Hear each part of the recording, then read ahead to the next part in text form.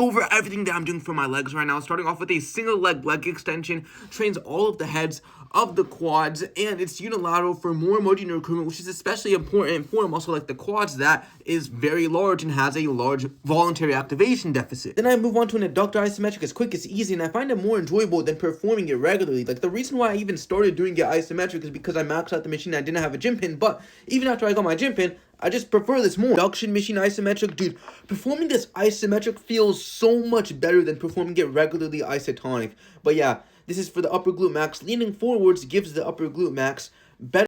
I'm not gonna lie, I only do this every other session instead of every session because it's a lesser priority. I just don't care that much and I'm lazy, but it's still enough for like some growth. Then I do a seated calf raise isometric for the soleus. The reason why I even did this yesterday is because the seated calf raise was taken, but it felt really good, and I also don't have to load up any plates, and it's peak. And I do a leg curl for the hamstrings. A seated leg curl is going to bias the two joint hamstrings muscles, so the semitendinosus, semimembranosus, biceps femoris, long head, and more specifically the lower regions of those muscles because I'm working at the distal joint. The seatbelt is so peak for stability, and the pad is basically necessary, or else it just digs into painful reduced motor unit recruitment. I actually alternate this with a lying leg curl. This is going to bias more of the biceps femoris short head, but the reason why I even alternate with this isn't even to like bias more regions, although that is, an added benefit, but it's because, I'm lazy and I don't feel like flipping, having to put in the seatbelt, the pad seatbelt and stuff. So with this, alternating with this, then I only have to do it half the time, and I get to also bias more regions. Then of course I do some straight-legged calf raises to bias the gastrocnemius. Then I do static stretching for my calves. If you're not tapping into static stretching, what are you doing? You can get stretch-mediated hypertrophy for the calves, can increase stretch tolerance, which can lead to a global increase of motor unit recruitment across all muscles,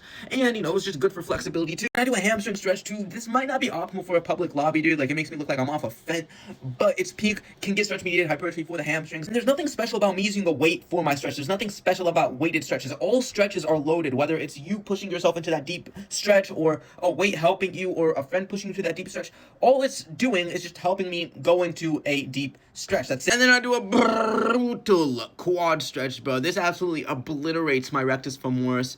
And it looks, just ignore how I look doing it. But yeah, again, stretch mediated hypertrophy for the rectus femoris peak. I don't have my exercise order perfected yet, although the stretching will always be after my training, and this is just what I personally do, okay? This is my personal training. These are the things that I care about doing. No, I do not hinge because I can't be asked to flip and hinge, and I have higher priorities than flip and hinge.